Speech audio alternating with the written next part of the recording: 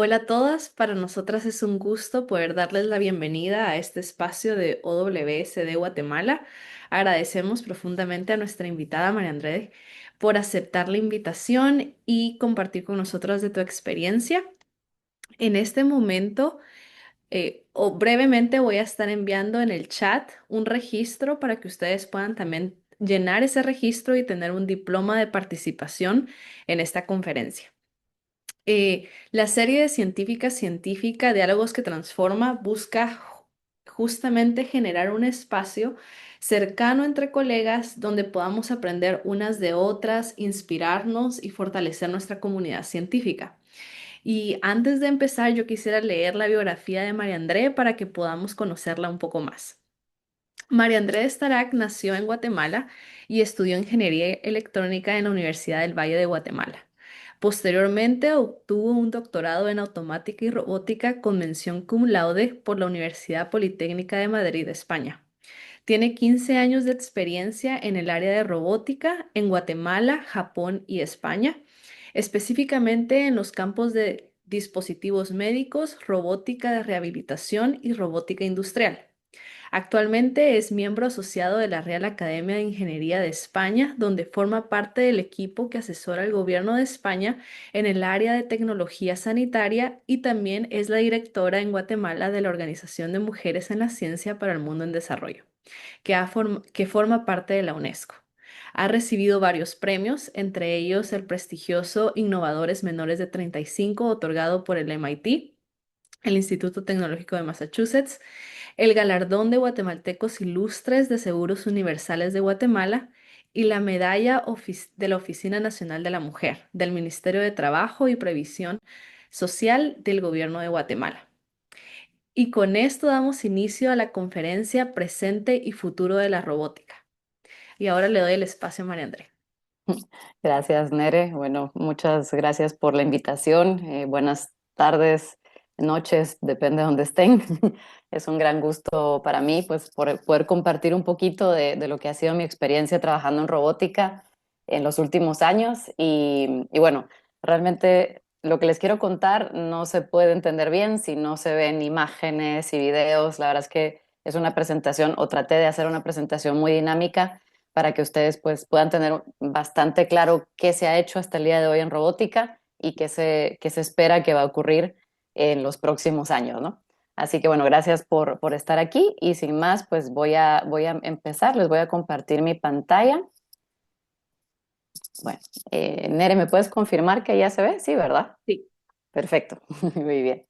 Bueno, pues Nere ya me presentó. De todas formas, yo les preparé aquí una pequeña introducción para aquellas personas que no me conocen a profundidad y que no saben un poco el background, porque yo creo que es bastante importante que conozcan algunas de las cosas que ya tuve oportunidad de trabajar anteriormente y que me ha llevado hasta donde estoy tratando pues de dejar claro en qué estaba involucrada y por qué pues puedo darles un vistazo bastante amplio de lo que ha ocurrido con la robótica en los pasados años, lo que está ocurriendo ahora y lo que sucederá en el futuro. Entonces esto es lo que vamos a cubrir hoy. Así que bueno, empezamos por la introducción. Ese robot que ven ahí a la izquierda es una foto que yo tomé en Japón.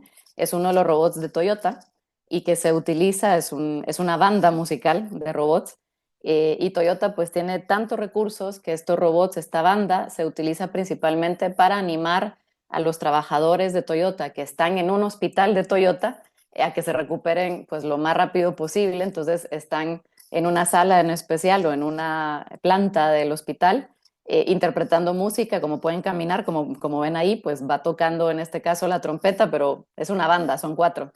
Y esto es muy curioso de ver, ¿no? Para que vean también otro tipo de robótica, en este caso entretenimiento, ¿no? Bueno, esta soy yo. Cuando estudiaba en la Universidad del Valle, veo por ahí gente que también es de mi misma alma mater. Yo me gradué hace unos años y cuando me gradué de ingeniería electrónica me sorprendió mucho. Yo era la única mujer que me estaba graduando ese año y me sorprendió mucho enterarme que era la quinta mujer en 25 años que en ese momento llevaba la carrera de haberse creado. Para mí esto fue impresionante, es cierto, yo me daba cuenta que no había muchas mujeres y creo que ahí empezó parte de mi compromiso en intentar divulgar las cosas en las que he estado trabajando, porque me interesa que más mujeres puedan interesarse por áreas más técnicas o por la ciencia, ¿no? Y creo que esto todavía es un déficit que tenemos. Todavía no hay suficientes mujeres en campos que son más de técnicos o más de ingeniería. Por ejemplo, en robótica todavía sigue habiendo una ausencia muy grande de mujeres y nos importa mucho esa opinión o esa creatividad que pueden tener, ese punto de vista diferente que necesitamos para equilibrar todas las áreas del conocimiento, ¿no?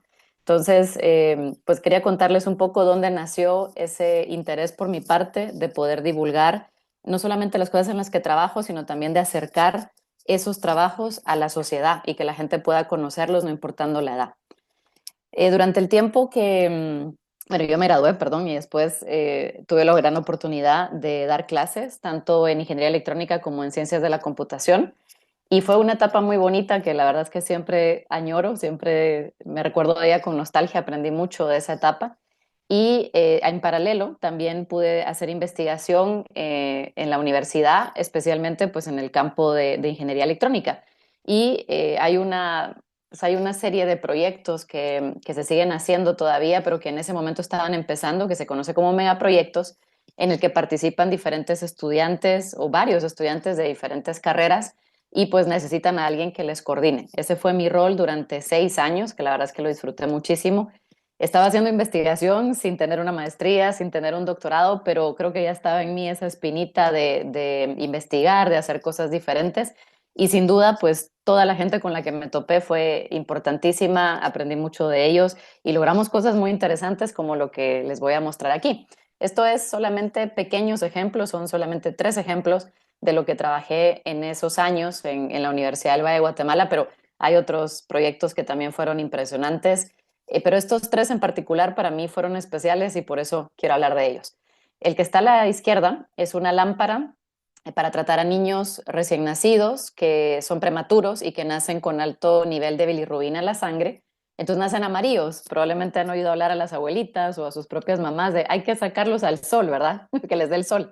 Bueno, el sol tiene rayos, o sea, tiene el espectro azul, ¿verdad? De los colores y esos rayos azules ayudan a eliminar ese exceso de bilirrubina que puede ser grave si durante un tiempo no se logra eliminar. Entonces, obviamente, tenerlo bajo el sol no es tan eficiente, hay días nublados también.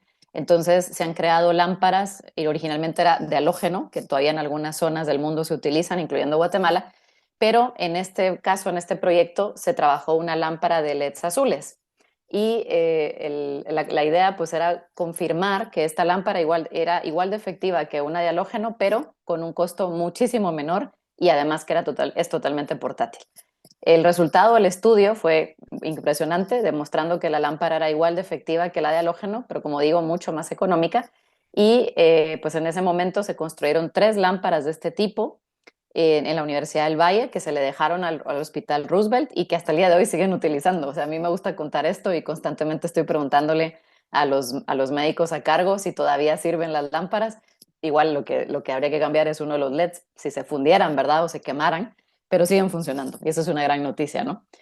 Aunque esto no es robótica, me gusta contarlo porque son como los primeros pasos, ¿verdad? Mis primeros pasos en un área que era más médica y que me ha llevado pues a la robótica médica, que ha sido más bien el campo en el que he estado trabajando la mayor parte del tiempo. Lo que está en medio pues es también un proyecto muy bueno. Como ven hay un robot al fondo, un brazo, y aquí se estaba probando diferentes formas de controlarlo. Se intentó, por ejemplo, con el movimiento de los ojos, apretando un lado de la boca, de los dientes, o sea, apretando los dientes del lado derecho, apretando los dientes del lado izquierdo, o también por concentración mental. Esa es la gorra que ustedes ven que tiene puesta esta persona en la foto. Es también para medir ciertas señales del cerebro cuando una persona está concentrada y de esa manera, dependiendo el tiempo que está concentrado o dependiendo el movimiento de los ojos o dependiendo qué lado de la boca está apretando, poder controlar el robot. Lo que tenía como fin esto era, en el futuro, pues poder crear un control para una silla de ruedas, de manera que alguien que no puede, que digamos que tal vez no tiene mucha movilidad en sus manos, pudiera controlar la silla eléctrica totalmente pues con un método no convencional. Ese era el objetivo. Y de hecho, este proyecto pues dio pie a otros en los que yo ya no trabajé, pero que sí siguieron adelante en la Universidad del Valle. Y luego está el de la derecha, que ese es pues el que me robó el corazón a mí, que es una prótesis de mano, o bueno, originalmente era de mano, después se convirtió en una prótesis de brazo, como pueden ver en la foto. Voy a saltar directamente al video que hicimos. Tuvimos la suerte de contar con una persona que tenía amputación de brazo y que además pues de ser un paciente que ha sufrido una amputación, también en ese momento es ingeniero mecánico, estaba regresando de Taiwán de hacer una maestría en mecanismos y la verdad es que nos ayudó muchísimo para avanzar en el desarrollo de esta prótesis. Pues ahora van a ver, este es un video que tomamos, prácticamente era la prueba final y consistía en que él pues tuviera puesta su prótesis y que con la prótesis pudiera servirse un vaso con agua. Este paciente nunca había podido hacer esto en un solo paso porque utiliza garfio normalmente y el garfio no tiene control fino, entonces apretaría tanto la botella que se saldría el agua. Entonces vean ahora, pues él va controlando la prótesis directamente desde su muñón, que es la pequeña porción del brazo que le queda, apretando unos botones y bueno, pues como ven, logra servirse el vaso, luego deja la botella y controla la prótesis para soltar la botella. Y ahora pues fíjense en su rostro, por favor. Esto que ocurrió a continuación, bueno, aquí paramos la grabación y él se quedó diciéndonos, esto es increíble, de verdad muchas gracias por lo que hicieron. Y los que estábamos en ese laboratorio en ese momento, creo que, o sea, estábamos muy emocionados, algunos con lágrimas en los ojos, me incluyo, porque fue muy bonito sentir que todo el trabajo de tantos años al final pues derivaba en esto, ¿no? En conseguir que una persona que nunca había podido hacer esto en un solo paso, lo pudiera hacer, ¿no? Algo que para nosotros es tan normal como servirnos un vaso de agua en un momento, para él significaba varios pasos, ¿no? Entonces, esto para mí a mí me marcó y dije, esto yo quiero hacer esto el resto de mi vida, yo quiero poder poner al servicio a los demás toda la experiencia, todos mis conocimientos en el campo de la ingeniería. Y bueno, surgió también una oportunidad que fue importante para mí.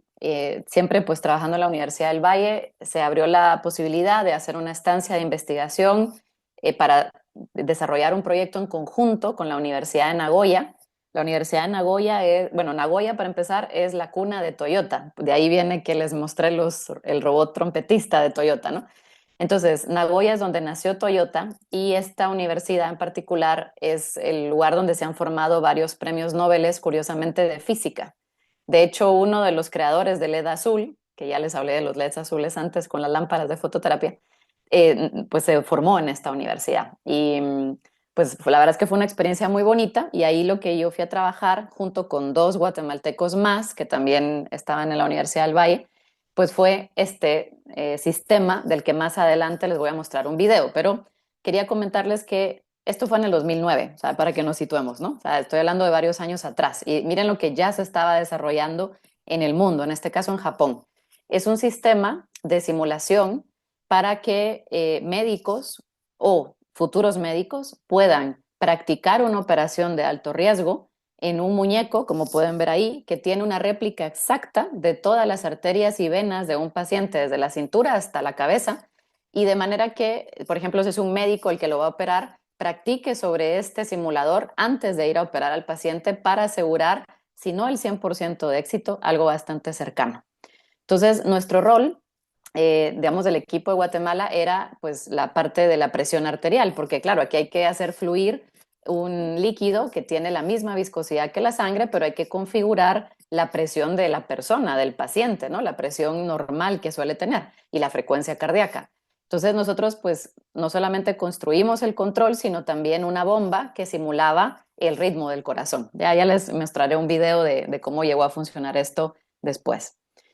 Y bueno, llegado a este punto, pues yo seguía en Guatemala y pues tomo la decisión de que ya es momento de buscar nuevos aires y sobre todo más conocimientos, porque yo quería seguir con esto. Yo de verdad el contacto con los pacientes, con los médicos en Guatemala me había marcado muchísimo y entonces empiezo a aplicar a diferentes lugares y pues con tan buena suerte que una de las primeras respuestas que obtengo es que me aceptan en la Universidad Politécnica de Madrid Yo pues hablo con ellos, les cuento un poco lo que quería hacer, que era seguir desarrollando aplicaciones médicas. Sabía que el camino era bastante largo porque había muchas cosas que aprender.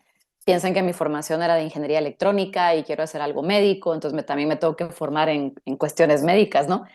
Y encuentro pues esta universidad, la Politécnica de Madrid, donde ellos tienen un grupo de investigación que ya estaba muy centrado en temas de rehabilitación médica. A mí esto me interesó mucho. Y pues mientras, ya que me habían aceptado, yo pues al mismo tiempo había aplicado a becas.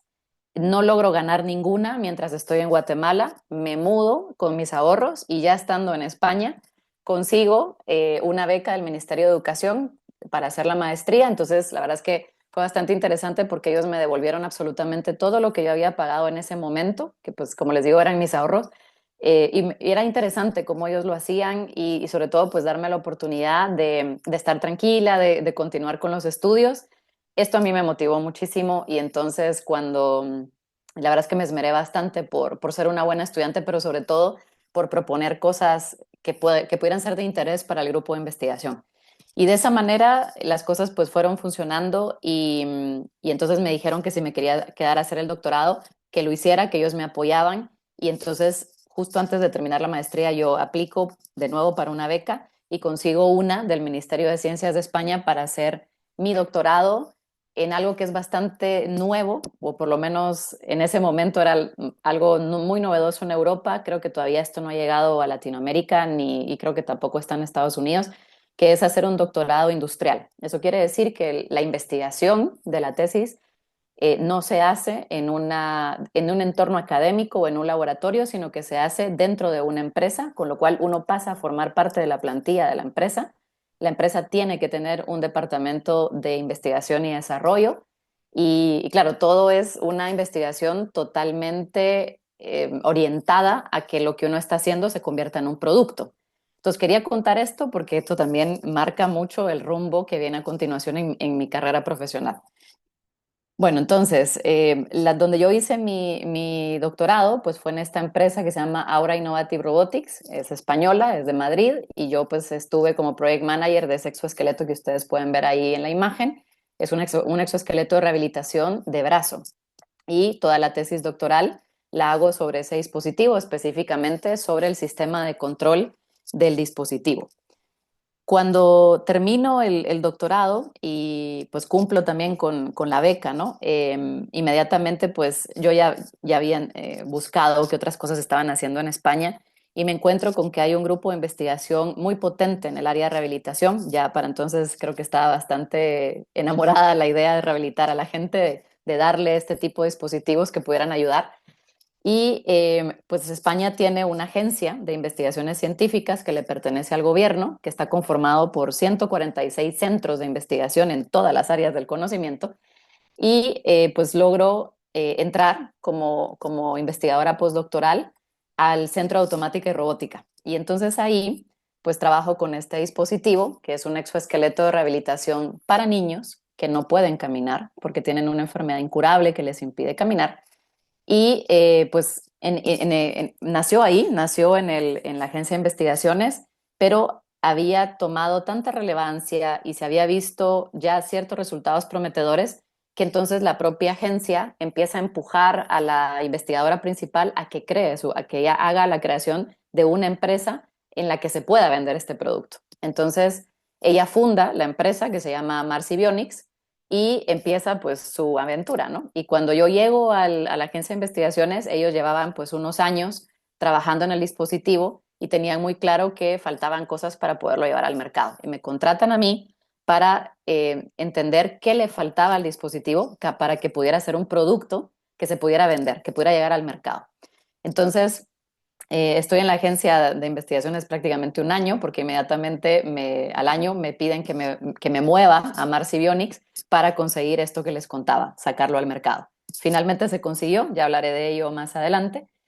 Y cuando sale el exoesqueleto al mercado y se logra llevar a Latinoamérica, yo también recibo, o sea, en paralelo ya era como un momento que no sabía si seguía en Marcy o qué hacía, recibo también pues un ofrecimiento para trabajar en una multinacional que tiene un área robótica muy potente, que es ABB, Y ahí pues me ofrecen entrar a trabajar en un área que se llama robots móviles autónomos y que busca principalmente automatizar procesos, pero para evitar lesiones o para reducir el riesgo al máximo de lesiones en personas que están trabajando en diferentes partes de una fábrica. Entonces fue sumamente interesante porque, digamos, todo el conocimiento que ya tenía de la robótica médica, aplicarlo a algo que es ligeramente distinto, pero que tiene el mismo fin, el poder ayudar a ciertas personas a hacer tareas que no, en las que no tenga riesgo, ¿no? Entonces fue también esto bastante interesante, ¿no? Y ahora, pues, llevo ya un año trabajando como miembro asociada en la Real Academia de Ingeniería de España y ya mi rol es totalmente diferente, es un rol más de investigación, de entender la realidad de España en cuanto a la tecnología sanitaria y recomendar en dónde hace falta, pues, digamos, quizás más robots quirúrgicos o si hace falta más inteligencia artificial en esta área o si hace falta pues algo nuevo como los gemelos digitales. Si no han oído hablar de ellos, se los recomiendo. Es un área más de software, pero está pegando muy fuerte y es probablemente parte del futuro de la medicina en cuanto a lo que es la inteligencia artificial. Pero hoy nos vamos a centrar en robótica. Entonces, sigo con esto, ¿no? Bueno, este ha sido un poco el background, ¿no? Para que ustedes entiendan de dónde vengo. Y entonces quería hacer un repaso breve de cuáles han sido los logros de la robótica hasta el día de hoy. Y estas son cosas que probablemente ustedes conocen o han visto. Bueno, lo primero es que la robótica ha logrado diseñar dispositivos que llevan a cabo tareas que a nosotros no nos gustan, como por ejemplo aspirar la casa o incluso trapear la casa, ¿no? Porque también estas propias aspiradoras también ya hacen eso de mojar el piso, ¿no? Entonces, esto es bastante interesante. Yo tengo uno que amo, pero que no es de aspirar, sino de limpiar vidrios. Y se los juro que me encanta porque odio limpiar vidrios. Entonces, tengo un robot que se encarga de hacer eso. Luego están estos robots que son los que realizan labores que requieren mucha fuerza, como puede ser mover una carga muy pesada de un lugar al otro en una fábrica. Este es increíble, que es llevar a cabo procesos que requieren alta precisión, como puede ser una cirugía, ya hablaré de ellos más adelante. Están también los robots que hacen labores de búsqueda. Por ejemplo, este robot en particular se utiliza tras un terremoto o el paso de un huracán. Entonces, lo que hace es ir a buscar supervivientes antes de que un equipo de rescate lo haga, que son humanos, ¿no? Entonces, tiene cámaras, tiene micrófonos, tiene incluso cámaras para poder ver de noche y detectar dónde hay o sea, una temperatura alta como la que emite el cuerpo. Entonces puede encontrar fácilmente a supervivientes y entonces sí se manda a un equipo de rescate. Y esto es bastante importante, ¿no? Luego están, este me encanta también porque son tareas que implican un alto riesgo, como puede ser limpiar una superficie a una altura considerable. Por ejemplo, pues como decía, limpiar un vidrio en un edificio bastante alto o limpiar ciertas superficies en diferentes zonas, como por ejemplo las torres de energía eólica, ¿no? Entonces hay que limpiar sobre todo las aspas y esto pues más o menos tiene 1000 metros de altura, ¿no? Aproximadamente, bueno, no, creo que estoy exagerando, pero tiene muchos metros de altura. Entonces, en lugar de que lo haga un humano, pues lo hace un robot. Y luego están los robots que socializan, que interactúan, como puede ser el robot trompetista, pero también este, que no sé si lo conocen, pero Pepper es uno de mis robots favoritos, sobre todo porque cuando Pepper salió al mercado, fue tal el revuelo que causó que vendieron 1000 unidades en un minuto. 1000 unidades en un minuto y no pudieron vender más porque no tenían fabricados más. Esa es la realidad. A la empresa se desbordó, o sea, no supo prever que Pepper iba a tener tanta fama o tanto interés que al final pues pudieron vender esos primeros robots, esos 1000 primeros robots y después se tuvieron que poner las pilas para poder vender, o sea, fabricar más y vender más. Y a Pepper, pues, si no lo han visto, es bastante común encontrarlo en ciertos aeropuertos, pero sobre todo en museos. Y yo lo he visto sobre todo en universidades punteras, obviamente sus áreas de robótica, y es quien recibe a los visitantes, ¿no? Entonces es bastante interesante, pero también hay lugares, al menos en España, donde se utiliza en casas o residencias de ancianos para entretenerlos, porque Pepper pues puede contar partes de la historia, puede contar noticias, o sea que tiene múltiples usos. Además, tiene 1 metro de altura, se mueve, entonces creo que también la interacción es bastante interesante pues para cierto grupo de la población. Ah, y bueno, antes de que se me olvide. Y por supuesto, uno de los logros de la robótica es el uso de la inteligencia artificial. De hecho, la inteligencia artificial nace para poder darle más potencia a un robot, o sea, para que el robot pueda tomar más decisiones, obviamente recibe un montón de información de todos los sensores que tiene y a través de la inteligencia artificial pues va tomando sus propias decisiones, sobre todo cuando el robot es autónomo. Con el tiempo, la inteligencia artificial ha derivado a lo que ya conocemos hoy, que probablemente creo que todos estamos utilizando ya, pues diferentes tipos de inteligencia artificial para resolver muchas cosas, para hacer ciertas tareas, pero quería contarles que es un logro de la robótica porque nació como una necesidad que tenía la robótica. Sin embargo, en robótica se utiliza de otra manera, se utiliza para que el robot pueda tomar sus propias decisiones cuando el robot es autónomo y cuando se cumplen una serie de reglas, que muchas de ellas fueron impuestas, que seguro les suena, por el famoso Isaac Asimov, ¿verdad? Bueno, vamos a pasar a los robots industriales. Yo aquí voy a hacer un repaso breve porque aquí podríamos hablar mucho. La robótica empezó por la industria precisamente y voy a hacer un repaso muy breve sobre todo de los robots que considero que han marcado o que han hecho tendencia, ¿no? Que han hecho un hito importante para el desarrollo de la robótica. Y por supuesto, pues lo primero que tenemos que hacer es repasar los robots industriales que están sobre todo en las fábricas de carros, ¿no? Aquí, disculpen que no conseguí uno que no tuviera anuncios, pues que este realmente es muy bueno. Ahí está. Bueno, pues fíjense esto. Es un video largo, pero yo simplemente les quiero señalar algunas cosas. Estos robots industriales, estos brazos robóticos, nacieron por la necesidad primero de automatizar un proceso complejo, pero también evitar, o sea, tratar de evitar que los humanos que estaban en esta cadena de montaje sufrieran o evitarles riesgos, ¿no? Como antes pasaba, que cuando estaban instalando alguna parte del carro podían tener accidentes. Este es increíble porque está haciendo una soldadura muy rápida de una pieza que es completamente circular. Y vean que pues esto lo hemos visto, son impresoras 3D o puede ser una impresora 3D, en este caso pues está trabajando con un tipo de acero, pero su funcionamiento pues es con ejes, ¿no? Y así iniciaron las impresoras en 3D, solo que esta se usa pues para cosas industriales, ¿no? Esto pues también es bastante interesante, son otro tipo de soldaduras que se van haciendo en diferentes planchas para pues diferentes necesidades que puedan tener las cadenas de fabricación y de montaje. Voy a moverme un poquito más adelante.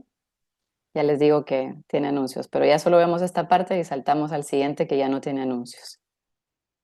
Ok, pues vean aquí cómo pueden colaborar entre ellos, cómo, digamos, están actuando 4 o 5 diferentes brazos robóticos para ensamblar, en este caso, un carro. Pueden hacer, por ejemplo, también las propias soldaduras en diferentes partes del proceso de fabricación. Hay robots que se encargan de colocar los vidrios, de colocar las puertas, de colocar los sillones. Incluso cuando colocan los sillones hasta hacen la prueba para ver que realmente hayan quedado bien asentados y entonces lo empujan hacia abajo para ver que no se mueva, ¿no? Así que la verdad es que es sumamente interesante. Bueno, pasamos al siguiente, que este fue pues uno de los proyectos en los que pude trabajar, que son los robots móviles autónomos. Estos robots no crean que son muy grandes, en realidad no ocupan mucho, pero tienen una alta capacidad. Pueden soportar hasta 1.600 kilos de peso. Entonces pueden ver, por ejemplo, este tipo de robot que tiene como una especie de acordeón, se eleva y entonces puede trasladar estas cajas y vean cómo no tiene cables, o sea, va en un entorno que ya ha sido mapeado anteriormente, entonces en su memoria sabe por dónde puede pasar y dónde no, o sea, en qué pasillo se puede mover y en cuál no. Si por alguna razón alguien pasara enfrente de él u otro robot pasara enfrente de él, se frena. Este que están viendo acá es para llevar el chasis de un carro dentro de una fábrica, miren eso, o sea, lleva el chasis del carro de una estación a otra. Entonces esto ha hecho que las fábricas de carros sean más eficientes porque no necesitan los rodillos. Acá pues vemos otra aplicación que es llevar, pues en este caso pueden ser varias ruedas de un carro de un lugar al otro, ¿no? Se utilizan estos robots en grandes almacenes, por ejemplo el grupo Inditex, que son los dueños de Zara, de Bershka, de Massimo Dutti. Ellos pues tienen unos almacenes que ocupan 1 kilómetro por 1,5 kilómetros y tienen todo el almacén separado como una hoja de Excel. Entonces cuando se están tramitando los pedidos en línea pues, de una serie de clientes, estos robots son los que van a traer los percheros, digamos, donde están todas las prendas de ropa, digamos, todos los abrigos del modelo tal, las 100 unidades del abrigo tal, las 50 unidades del jeans modelo tal. Entonces, si ustedes han pedido, por ejemplo, un abrigo y un jeans, le van a ir dos robots a traer esos percheros, se lo van a llevar a la persona que está más o menos a 500 metros, 600 metros de distancia, le van a llevar el perchero, esa persona va a retirar la unidad de la prenda que ustedes pidieron, lo va a guardar en una caja junto con la otra prenda que ustedes hayan pedido o las prendas que hayan pedido, va a guardar todo en un paquete y ustedes lo van a recibir en su casa. Y el robot va a regresar el perchero a su posición, que es una de las celdas de la hoja de Excel, que es para que más o menos me entiendan cómo es. Entonces esto es increíble, ¿no? Que lo hagan estos robots utilizando pues prácticamente sus sensores. Se utilizan en líneas de producción, como conté, también se utiliza en fábricas de alimentos, por ejemplo, para trasladar o sea, grandes palets, ¿verdad? Por ejemplo, leche, pues no sé, 50 litros de leche de un solo, los va a traer y se lleva el palet de un lugar al otro para poderlo transportar a los supermercados o donde sea necesario. Bien, perdón, paso a la siguiente. Bueno, pasamos entonces ahora a los robots de ayuda, que ya los hablé de ellos brevemente, pero quiero resaltar algunos de ellos.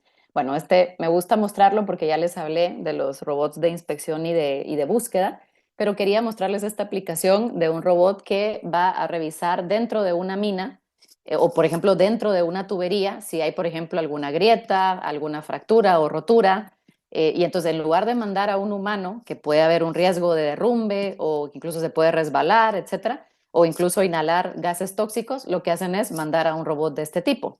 Los mismos robots, así que parecen perritos, también se mandan, por ejemplo, tras un desastre natural. Y entonces, como tienen cámaras, micrófonos, etcétera, pues son ellos, miren, estas imágenes son maravillosas. Ellos son, ahí por ejemplo, si hubiera, en este caso es un material, ¿no? Pero ya más o menos pueden ver cómo son de claras las imágenes que mandan, ¿verdad? Entonces, con esas imágenes que captura ya se pueden tomar decisiones de qué hay que hacer. En este caso, si se hay que reparar, en el caso de que haya que buscar supervivientes, pues sí, hay que mandar a un grupo de rescatistas para poder llegar a ellos, ¿no? Entonces esto la verdad es que lo hace muy interesante. Hay robots que no se manejan con patas, sino con ruedas, pero que hacen la misma labor de inspección en tuberías de gas, en tuberías de petróleo, pero como digo, evitan que haya un riesgo para los humanos, ¿verdad? Y una vez se encuentre el punto donde está el problema, pues ya se puede buscar una solución en la que no haya peligro para nadie. Voy a pararlo ahí para seguir. Bueno, este también es otro de los robots de ayuda, que son los exoesqueletos de soporte. Y estos, pues, cuando definitivamente no nos queda otra alternativa que depender de un humano para poder hacer una tarea en la que tiene que cargar con un alto peso, como puede ser esta herramienta, por ejemplo, este taladro industrial, y no queremos que corra el riesgo de cargar con ese peso, ¿no? Y sobre todo también con las vibraciones. Entonces, existen estos exoesqueletos de soporte que como ven, pues se colocan en la espalda y que van a hacer prácticamente, ellos cargan todo el peso de, en este caso, de la herramienta, o si hubiera que agarrar, por ejemplo, una carga, pues prácticamente el humano lo que hace es dirigir al exoesqueleto, pero no aguanta ni sus hombros, ni su brazo, ni su espalda van a soportar ese peso. Lo hace totalmente el exoesqueleto. Se utiliza, pues como ven, sobre todo en la industria y en los grandes almacenes también en ciertas fábricas, por supuesto, pero creo que era importante que ustedes conocieran que esto ya es bastante utilizado en industrias. En Amazon lo he visto mucho, en los almacenes de Amazon y pues en determinados sectores de fabricación.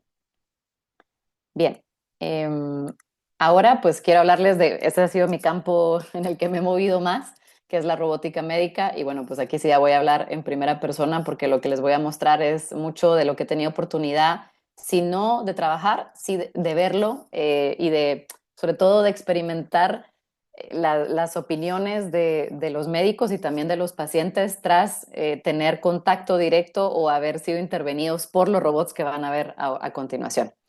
Bueno, este sin duda siempre ha sido de mis favoritos. Creo que una de las razones por las que quería trabajar en robótica era porque algún día vi el Da Vinci. El Da Vinci lleva 20 años de haberse creado. Y la razón es que pues, se creó para hacer cirugías que no son de alto riesgo, que obviamente puede hacer un robot sin ningún problema. Empezó con cosas simples, como podía ser, por ejemplo, remover, bueno, simples entre comillas, ¿verdad? Como podría ser remover grandes cantidades de grasa del hígado, por ejemplo, y en donde se necesita sobre todo mucha precisión a la hora de cortar, en este caso, ese tejido grasoso, ¿no?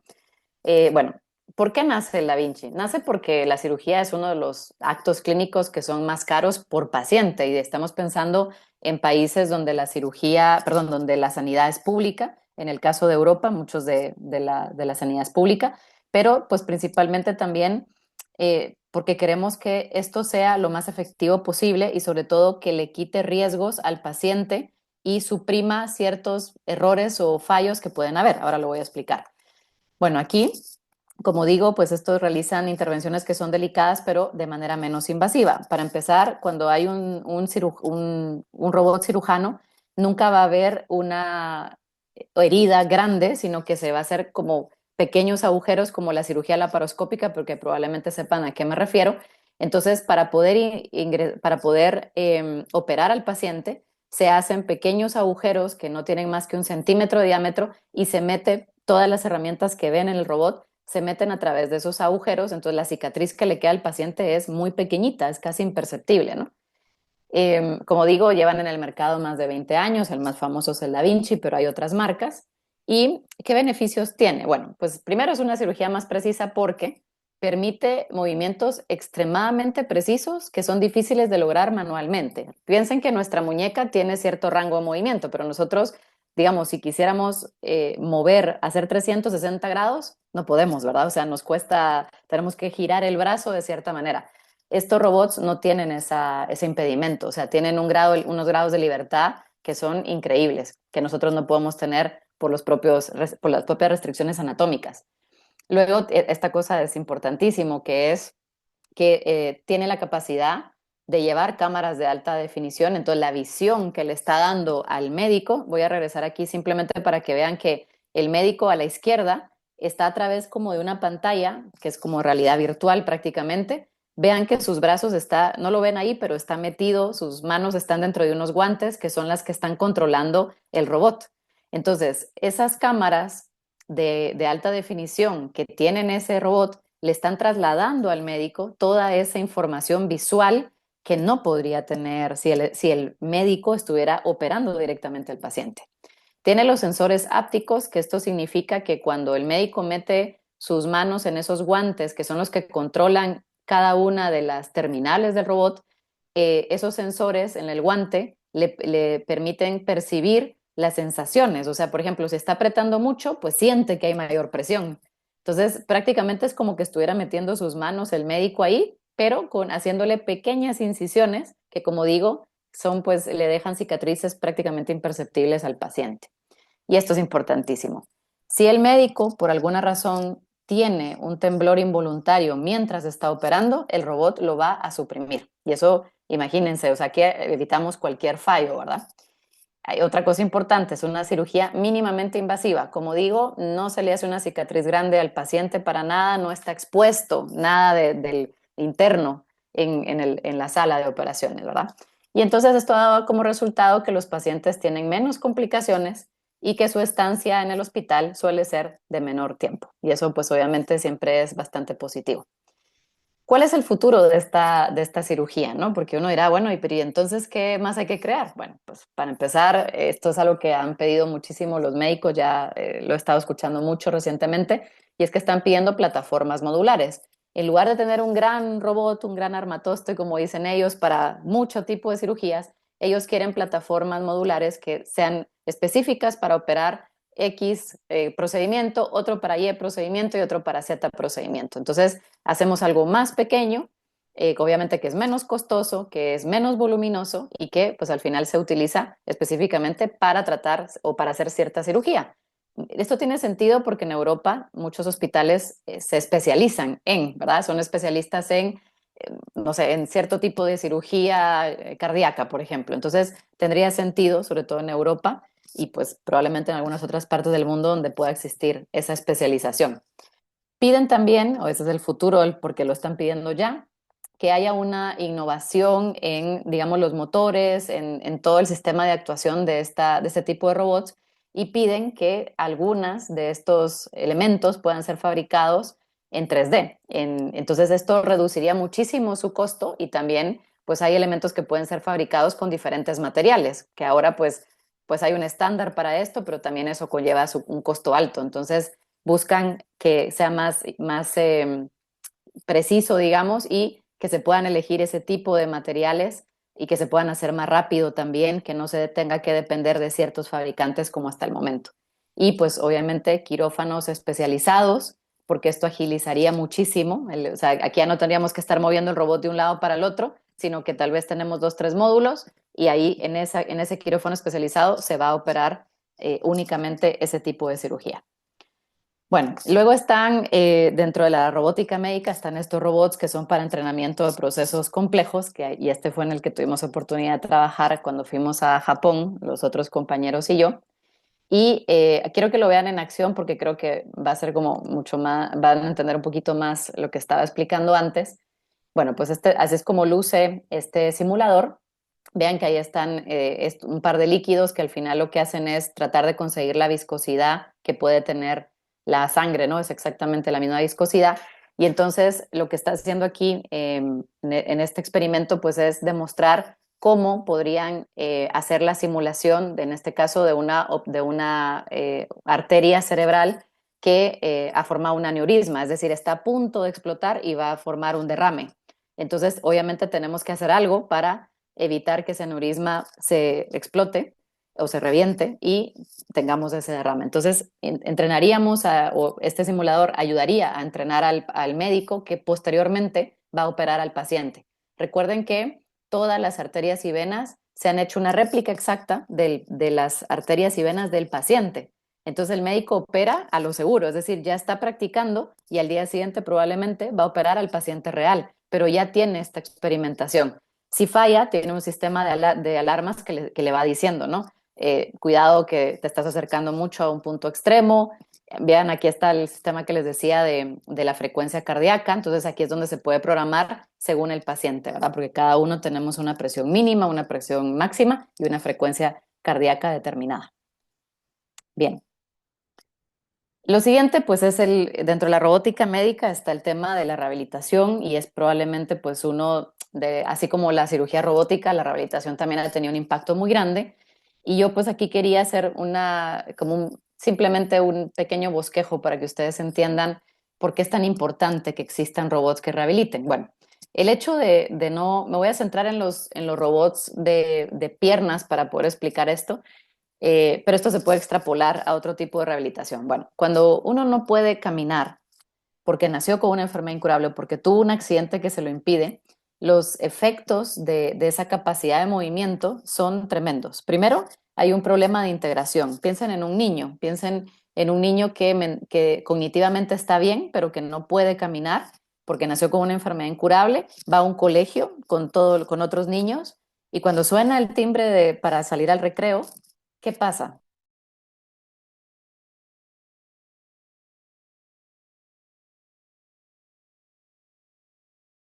Él puede salir al patio, pero no puede jugar, no puede subirse a los juegos como hacen sus compañeros y evidentemente no puede jugar igual que lo hacen los demás. Entonces hay un problema de integración, hay un problema de autoestima también porque se da cuenta que tiene limitaciones. Hay un problema de dependencia. Muchos de los niños con los que yo tuve oportunidad de trabajar cuando trabajé el exoesqueleto de piernas para niños, ellos tenían una alta dependencia de un cuidador que le diera de comer, que obviamente lo trasladara de la silla a la cama o de la silla a un sofá, obviamente pues ayudarlo en todo, ¿no? A bañarse, incluso hasta quiero comer, ¿verdad? Y no voy a ir a la cocina a ver qué hay, pues hay que llevarlo, hay que abrirle la refrigeradora, hay que alcanzarle lo que quiera. Entonces la dependencia es brutal, ¿no? Es muy, muy alta. Tienen problemas de contracturas musculares, tienen una escoliosis muy marcada, que es la radiografía que pueden ver ahí en la foto. Y esto es principalmente porque pasan sentados la mayor parte del tiempo. Y otro problema es disfunción pulmonar, porque nuestros pulmones realmente están a plena capacidad cuando estamos de pie. Ahí es cuando realmente se expanden y realmente pues ahí es cuando podemos medir cuánto realmente tenemos de saturación de oxígeno. Pero si yo paso todo el día sentado, el resto de mis órganos presionan a los pulmones y yo no tengo una capacidad pulmonar normal, porque no me estoy poniendo de pie prácticamente nunca, ¿no?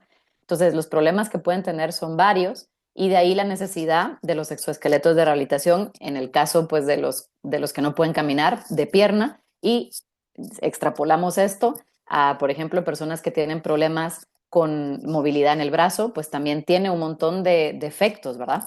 Aquí les quiero mostrar un exoesqueleto que es estático. Eso quiere decir que se hace toda la rehabilitación en el mismo lugar. Esto recuerda un poco cuando uno va al gimnasio a correr, ¿verdad? Entonces este niño está en el exoesqueleto, pero como ven sí camina, pero siempre en el mismo lugar y entonces él entretiene poniéndole pues un juego o algún video para retarlo, para entretenerlo, ¿no? Bueno, pues este es un tipo de exoesqueleto, se le llama estático. Tenemos otro estático en la imagen de abajo, que este es un exoesqueleto de brazo, creo que traigo un video ahorita les muestro, y a la derecha un exoesqueleto de rehabilitación de pierna, pero para adultos y que además es ambulatorio, se llama cuando sí puede desplazarse con el paciente. Ya veremos ejemplos de esto. Bien, este es el video que les decía. Este es un estático de brazo, esto es diferente, ya verán. Esta empresa que lo desarrolla, que se llama Jocoma, es una de las más importantes del mundo en cuanto a exoesqueletos de rehabilitación. Y aquí es un movimiento en dos dimensiones, de rotación prácticamente del brazo. Y como ven, pues el paciente pues normalmente siempre tiene que tener una imagen, una pantalla para retarlo o en este caso se desactivaron los motores y entonces el fisioterapeuta hace otros movimientos, ¿verdad? Ayudando, o sea, al final el brazo está fijo, no va a haber riesgo de lesión, pero sí que hace otros movimientos, ¿verdad? Como grabar el movimiento y luego que lo pueda repetir de una manera suave, cómoda y que pues al final pueda ganar un poquito más de rango de movimiento conforme va teniendo sesiones de terapia.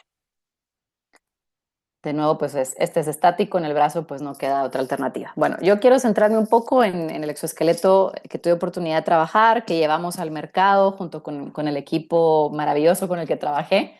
En ese momento mi rol era de Product Manager, entonces bueno, primero fui Project Manager y después fui Product Manager, entonces mi rol era terminar el desarrollo y luego pues estar a cargo de sacarlo al mercado.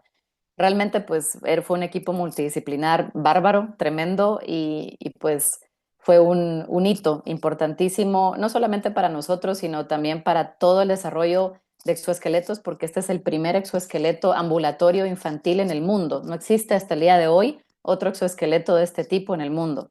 Y sigue siendo Marcy Bionics el primero y el único que lo ha logrado fabricar. Ellos ya están en otra etapa, ya les voy a contar en qué están haciendo ahora. Yo sigo pues muy en contacto con ellos, de alguna manera pues sigo involucrada con lo que están haciendo.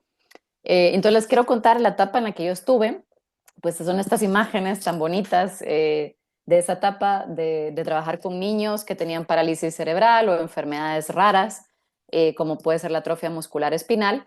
Y pues estos niños pasan todo el día en silla de ruedas y con este exoesqueleto, pues durante una hora, durante 2 días al día, o sea, es decir, 2 horas a la semana, ellos podían caminar, jugar y sentirse como niños, ¿no? Entonces miren, por ejemplo, aquí está abrazando este típico muñeco que tiene arena abajo y que uno le puede golpear y que nunca se cae. Aquí está jugando al básquetbol.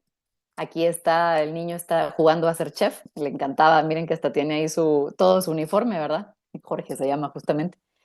Esta niña fue uno de los casos más complicados que tuvimos porque ella le tenía muchísimo miedo al exoesqueleto y aquí aprendimos que había que involucrar a un psicólogo en el proceso de presentarle a los niños el exoesqueleto y los psicólogos ahora hacen un trabajo espectacular haciendo que los niños se familiaricen con el exoesqueleto antes de utilizarlo. Con esta niña el reto fue muy grande porque si se fijan en su cabeza tiene una especie de artefacto. Esta niña no puede mantener su cabeza erguida, se le va para un lado. Entonces, durante la rehabilitación necesitábamos que tuviera su cabeza erguida. Entonces, tuvimos que adaptarle esto que ven aquí para que ella pudiera siempre ver hacia el frente y que no se le fuera su cabeza hacia un lado porque tiene cierto riesgo, ¿verdad? Entonces, pues, la verdad es que fue un caso increíble, pero la rehabilitación ha surtido efecto y la verdad, ya verán un video que les traigo preparado de la niña. Bueno, aquí vemos a un niño, espérenme que creo que, un segundo. Ah, sí, perdón, pensaba que me había saltado algo. Bueno, vemos a este niño que cuando llegó no podía no podía sostener en sus manos ese control remoto con el que está manipulando un robotito de juguete que anda en el suelo. Este mismo niño tampoco podía sostener esta ballesta de juguete, porque es que no tenía fuerza en las manos, o sea, era imposible. Con el uso del exoesqueleto, como se dan cuenta que tiene sus manos libres, él pudo fortalecer su tronco y sus brazos. Y esto que está haciendo el cabeceo también es increíble, porque este niño sí mantenía la cabeza erguida, pero si se le iba para adelante, él no era capaz de llevarla otra vez a su posición normal. Y teníamos que ayudarlo. Entonces, como ven en el video, que quiero poner otra vez esa parte, miren ese cabeceo. Eso fue tras 1 mes y medio utilizando el exoesqueleto. 1 mes y medio. Mientras está usando el exoesqueleto, sus piernas se están moviendo, pero también tenemos la libertad de trabajar con él otras áreas, la cabeza, la musculatura de la espalda, la musculatura de los brazos. Entonces, realmente lo que se logra ganar es mucho, ¿verdad? Bueno, aquí está la niña que les contaba, la que necesitamos sostenerle su cabeza. Este video es muy lindo porque fue el primer día que usó el exoesqueleto sin llorar. Y aquí está haciendo de hermanita grande, está empujando el carruaje de su hermanita, con su hermanita. Ella nunca había podido hacer esto. Entonces, el que está rodeado es su papá. Y van a ver en un ratito la hermosa sonrisa que nos dio el papá de ver esta escena que es obviamente inolvidable para todos, ¿no? O sea, primer día usando el exoesqueleto y ocurre esto, ¿no? Y luego les traje otro video de Alejandro. Alejandro yo le tomé mucho cariño porque tenía 9 años cuando se grabó este video. Es la primera vez en su vida que él se pone de pie por más de 3 segundos y tiene mucha rigidez en sus brazos. Él no puede, vean cómo sus brazos tienen una posición rara, ¿no? Entonces él, miren, empieza a bailar y aquí, esta es el mismo día, hay un espejo enfrente, yo le estoy haciendo señas para que se vea de pie y miren el baile este hermoso que hace, se pone feliz, ¿va? El papá está atrás grabando todo lo que está ocurriendo. Sin estos exoesqueletos es imposible poner a un niño de pie o a un adulto de pie por más de unos segundos. ¿Cuánto pueden sostener a ustedes un peso muerto? Piensen en que sea un niño. ¿Cuánto lo pueden aguantar? Ellos no, obviamente no pueden apoyarse, o sea, no les van a ayudar a ponerse de pie. ¿Cuánto lo pueden sostener? Unos segundos, ¿no? Imposible hacerlo caminar. Imposible. Esto es lo que consiguen estos robots, ¿no? O sea, lo que creíamos imposible, ahora estos robots lo están haciendo posible, ¿no? Y ese es el impacto que está teniendo, en este caso, este tipo de robótica, ¿no? Pero como ven, pues hemos hecho un repaso interesante de muchas otras. ¿Cuál es el futuro de la rehabilitación? Bueno, yo les conté que sigo muy involucrada con Marcy Bionics y la foto que está aquí a la derecha es lo que Marcy está haciendo ahora. Antes el exoesqueleto se utilizaba únicamente en un hospital o en una clínica de rehabilitación y ahora hay que llevarlo a casa, ¿no? Porque los efectos que está teniendo son tan buenos que las familias lo están demandando 24/7 en su casa. Entonces, tanto Marcy Bionics como otras empresas, la que ven a la izquierda es otra empresa y es un exoesqueleto para adultos, lo están llevando a la casa. Le están vendiendo estos dispositivos a las familias, a los pacientes adultos, para que se lo puedan llevar a su casa y que puedan salir a la calle, ir al centro comercial, ir a la tienda o lo que necesiten, pero siempre caminando, cuando antes pues no era posible hacerlo porque iban en silla de ruedas, ¿verdad? Entonces ahora ya pueden utilizarlo ya pueden hacer ese tipo de actividades libremente caminando con ayuda del exoesqueleto.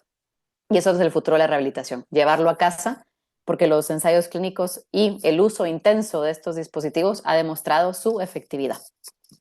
Bueno, ya para terminar, quería pues simplemente, me tomé un poquito de tiempo para reducir, para de alguna manera sintetizar cuál es, digamos, el pensamiento que tenemos muchos de los que trabajamos en robótica.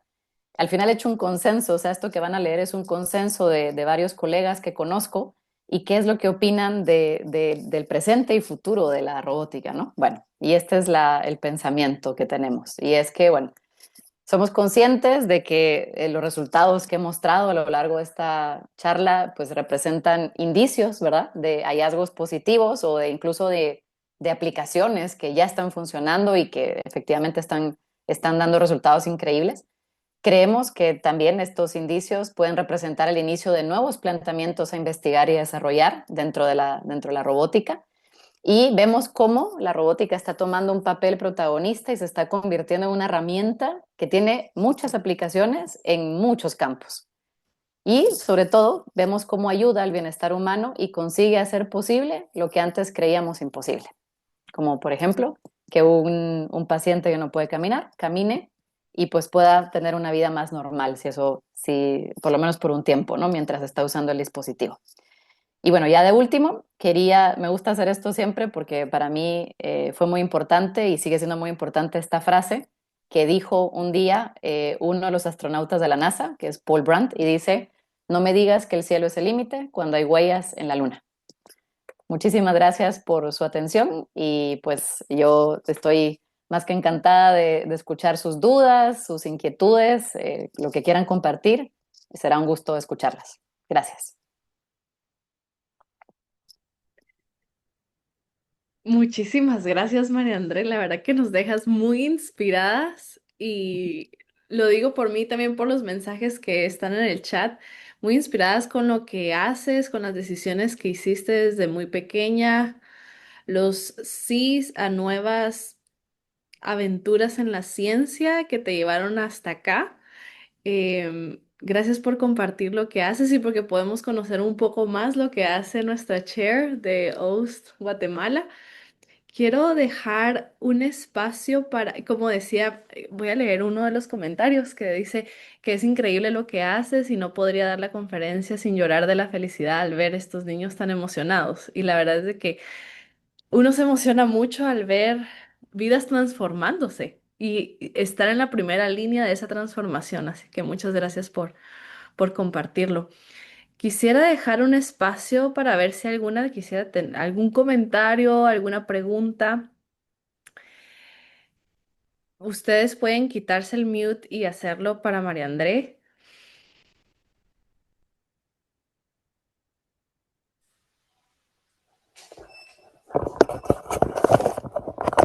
Veo que María Eugenia se ha quitado el mute. Sí, hola, no sé si me escuchan. Sí, te Te escuchamos. escuchamos.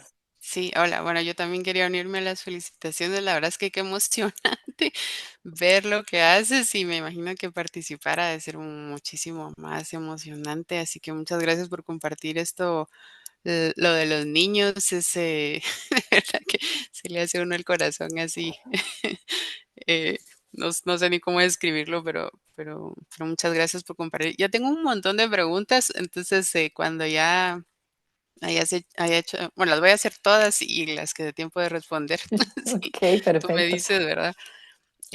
Primero quería como que nos comentaras si has tenido si sigues, por ejemplo, teniendo un contacto o si puedes contarnos un poquito sobre todo esto de cirugía robótica en Guatemala o robótica médica en Guatemala, si después de lo que tú Mm, hiciste, como ha habido algún avance, se quedó estancado, como cuál es el estatus, ¿verdad? ujú, Hablaste también de la cirugía, eso a mí la verdad es que me sorprendió bastante porque no sabía que ya había llegado a ese nivel. Sí había escuchado esta de cuando te hacen unos agujeritos y meten las agujitas, pero no sabía que había robots como el Da Vinci que comentaste, ¿verdad? Y entonces, un poco enlazado con la primera pregunta, ¿verdad? O sea, que qué tan lejos está como Guatemala de tener acceso a esto, si ya se hace, ¿verdad? Y si no, pues, ¿cuánto crees que falta, verdad?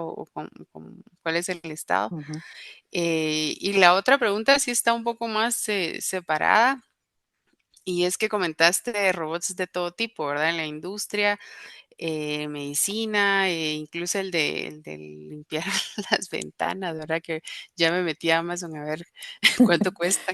Yo te recomiendo el de la marca Secotec porque me ha salido buenísimo. Si lo Ah, venden bueno, en Amazon, compra el Secotec. ah, bueno.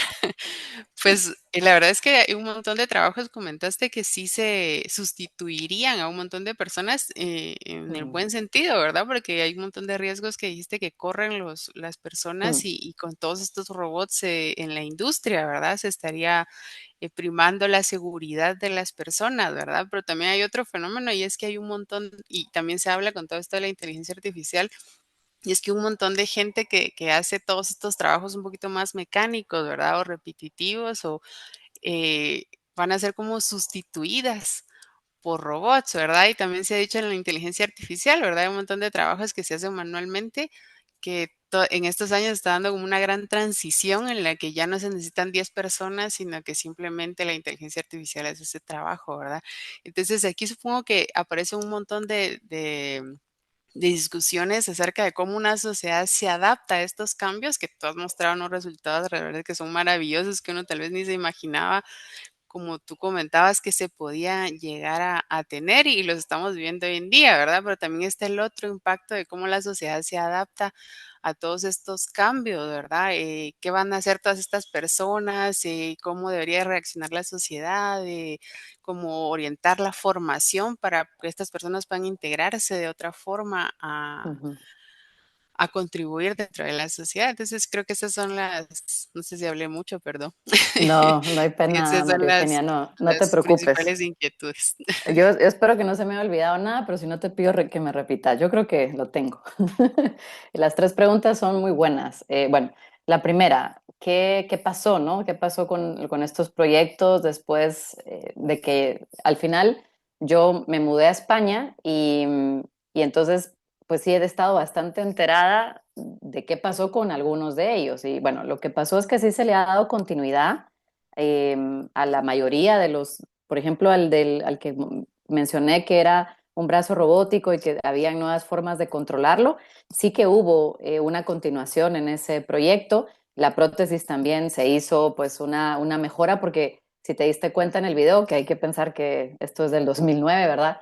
Hubo, o sea, se veía así como muy voluminoso la prótesis, ¿verdad? Y sí se le ha dado seguimiento. Es decir, si buscas, porque es que realmente sigue habiendo mucha información al respecto, si buscas dentro de los proyectos de la Universidad del Valle y en específico los de ingeniería electrónica, verás que se ha dado pues continuidad a muchos de estos proyectos y han tenido otras fases y han llegado pues bastante lejos. Yo creo que al final pues al menos en la Universidad del Valle todo este tema de la investigación pues es una cosa muy relevante que se le da un peso considerable y siguen innovando, es decir, al final han sido fruto de estos proyectos de graduación en el que participan estudiantes de diferentes carreras. Han surgido, por ejemplo, el primer satélite guatemalteco, que seguro que todos escuchamos hablar de Quetzal, se llama, ¿verdad? Ya están haciendo la segunda generación de ese satélite, pero surgió también como un proyecto de investigación y han seguido adelante. O sea, para mí creo que me gusta, me alegra muchísimo cuando veo que han seguido con esa semillita de la ciencia, ¿no? Metida en estudiantes que pues obviamente siguen teniendo 21, 22 años, ¿verdad? Y que se van graduando, pero llegan otra generación y siguen con esas mismas ganas de seguir. Entonces sí que hubo una continuidad, al menos con los que yo trabajé, y ahora hay otros, ¿sabes? Entonces quiere decir que ahí se quedó la semilla y se sigue fomentando el desarrollo y la ciencia. ¿Qué es lo que falta? Y aquí pues no me lo preguntaste, pero me gustaría contarlo. Y es que creo que lo que sigue faltando en Guatemala, ya aquí no hablo solo de la Universidad del Valle, sino que hablo en general. Los proyectos que se hacen en Guatemala, o sea, de estudiantes, obviamente dirigidos por profesores, por investigadores, son increíbles, pero falta ese puente en, ok, estás haciendo algo muy innovador, pero ¿cómo te apoyamos para que puedas crear tu empresa y empieces de estos primeros pasos para conseguir que esa empresa funcione? Y entonces esto es algo que todavía, ese ecosistema todavía no está bien establecido en Guatemala. Y, por ejemplo, yo en Japón lo vi. Yo cuando llegué a Japón a hacer este proyecto que les conté, esto es un producto que se utiliza en Japón y en Estados Unidos, el simulador. Pero yo fui a la incubadora de empresas. Yo no fui al laboratorio, yo fui a la incubadora de empresas donde ya les dan, en la propia universidad, ya les dan ciertas instalaciones, ciertas facilidades para que sigan adelante con su desarrollo. Obviamente les dan hasta nociones legales, de patentes incluso, les acompañan mucho para conseguir que esos estudiantes al final puedan fundar su empresa. Y por supuesto que para la universidad significa mucho prestigio, ¿verdad? Que mientras más empresas creen, pues mejor posicionada va a estar la universidad. Bueno, entonces creo que con esto pues dejo respondida tu primera pregunta. Igual si te queda alguna duda me dices. La segunda, el tema de la cirugía robótica o en general la tecnología sanitaria en Guatemala, pues lamentablemente todavía sigue muy atrás, o sea, ¿y por qué? Pero no es solo Guatemala, o sea, esto también lo quiero responder dando pues digamos, un buen concepto, digamos, regional. Eh, ¿Por qué Latinoamérica? Porque es que hay que hablar de Latinoamérica. ¿Por qué Latinoamérica se queda atrás con este tipo de tecnologías? Y es que la razón son dos, o sea, las dos principales causas, y es el precio de estos dispositivos.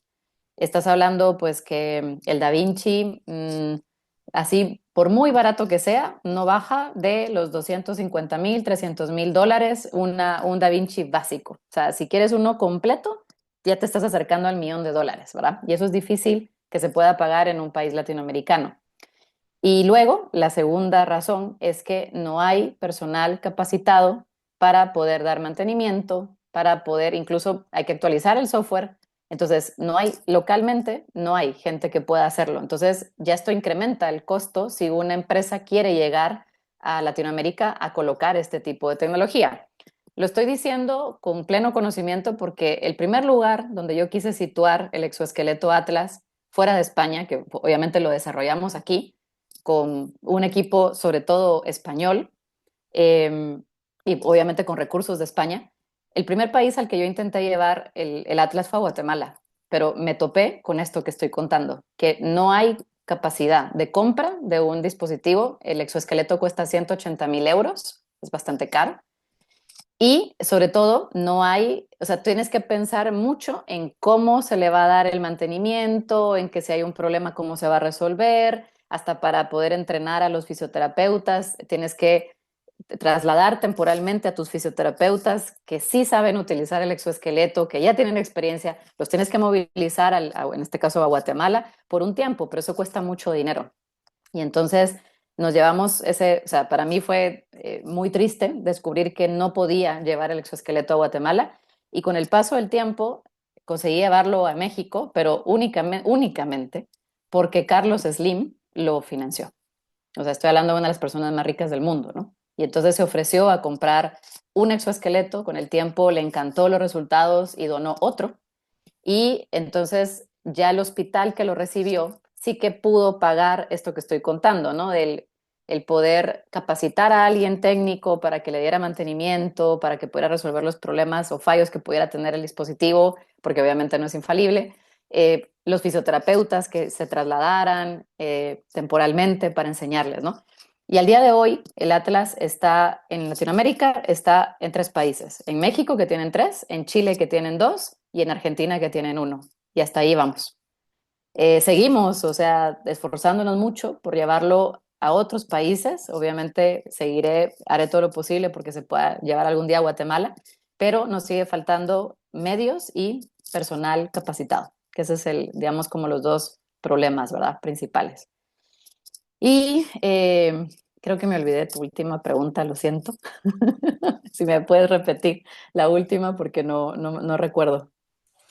Era sobre que comentaste que la robótica está como Ah, reemplazando, digamos, por decir de sí, alguna sí, forma, algunos trabajos que se sí. hacían manualmente y no solo la robótica, sino también inteligencia artificial, ¿verdad? Ujú, Necesitaban 10 correcto. personas, ahora solo es Mm, un robot o una computadora, ¿verdad? Entonces, ¿cómo se preparan, digamos, los países para que la sociedad enfrente estos cambios, ¿verdad? Que ujú, todas las personas que se dedicaban, muchas de las personas que se dedicaban a hacer una cosa, tendrían que cambiarse, ¿verdad? O encontrar otra forma ujú. de contribuir. Ujú. Sí. Bueno, esta es una pregunta que pues creo que se escucha mucho recientemente, sobre todo con el tema de la inteligencia artificial.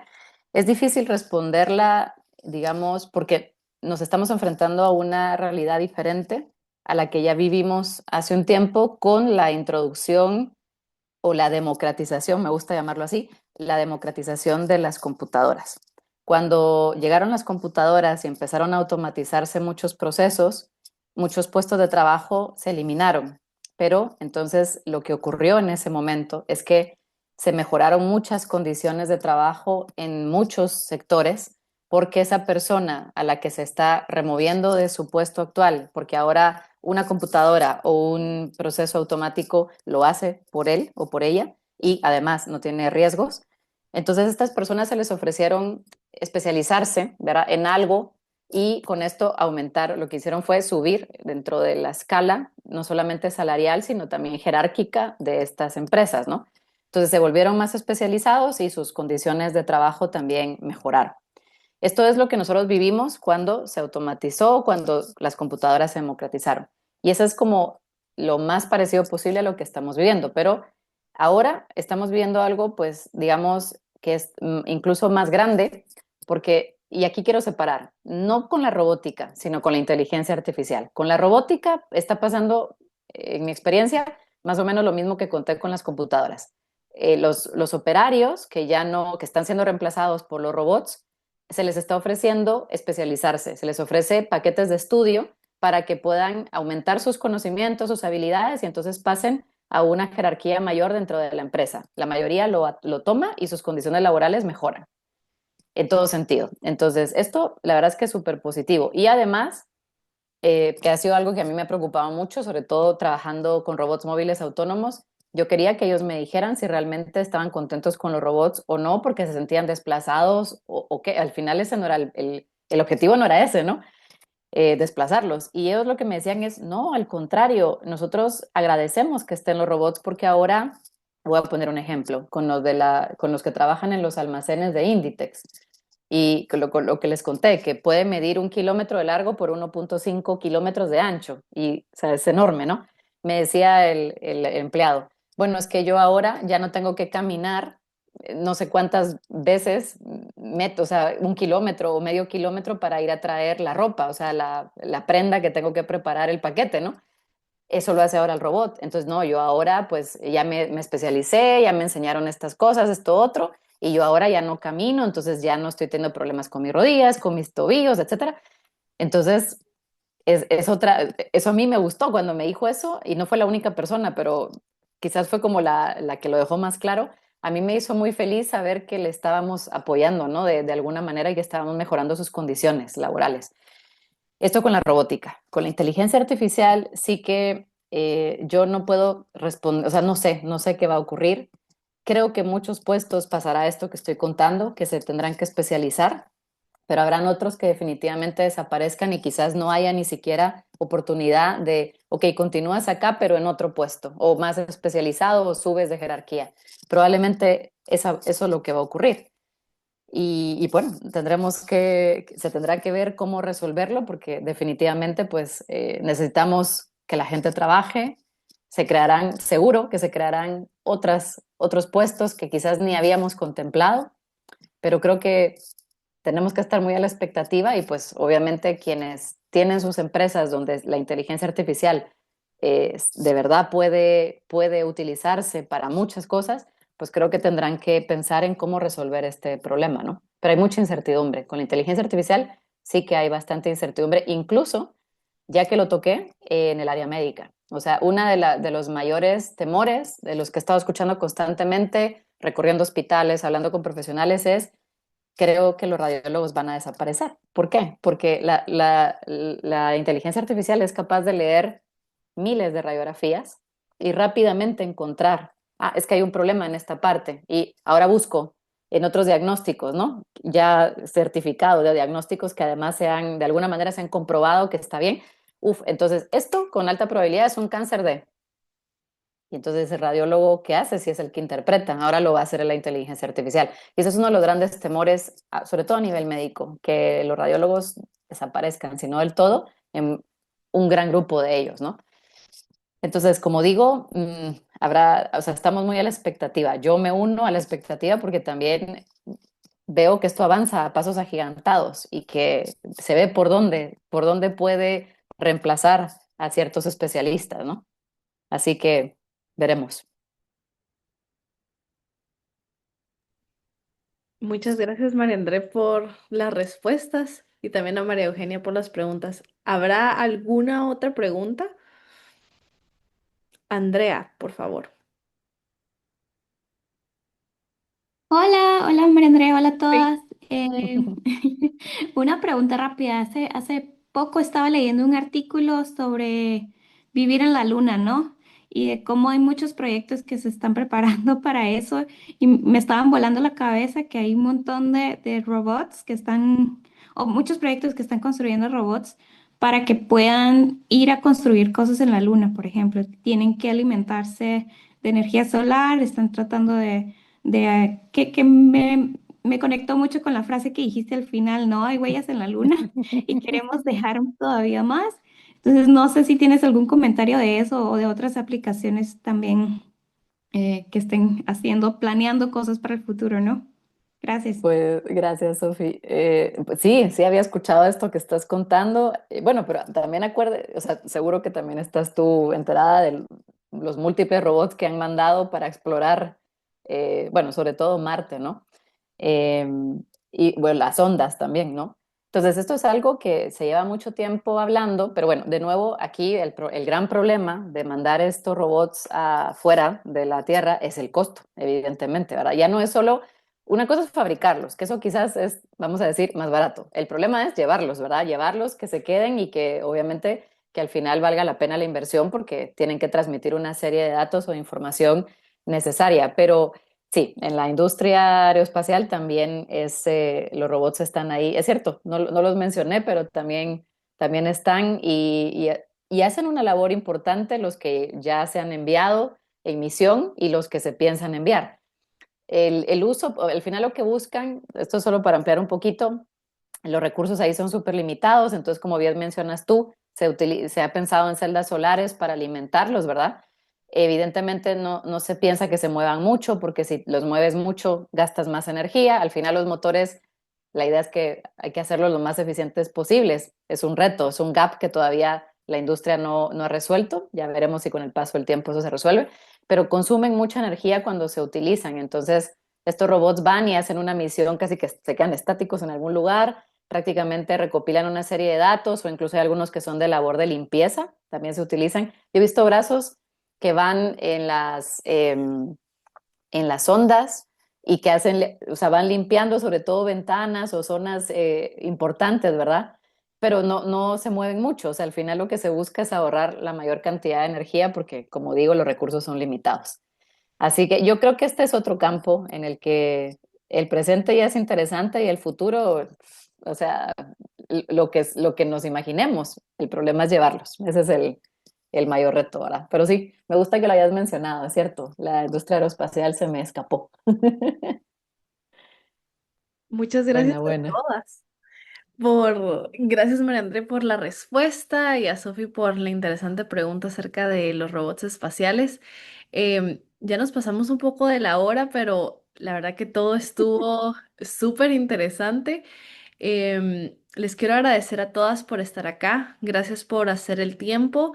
Estén en la expectativa de la próxima conferencia que tendremos dentro de esta serie de científicas, diálogos que transforman. Es para nosotras un privilegio poder crear estos espacios para todas nosotras.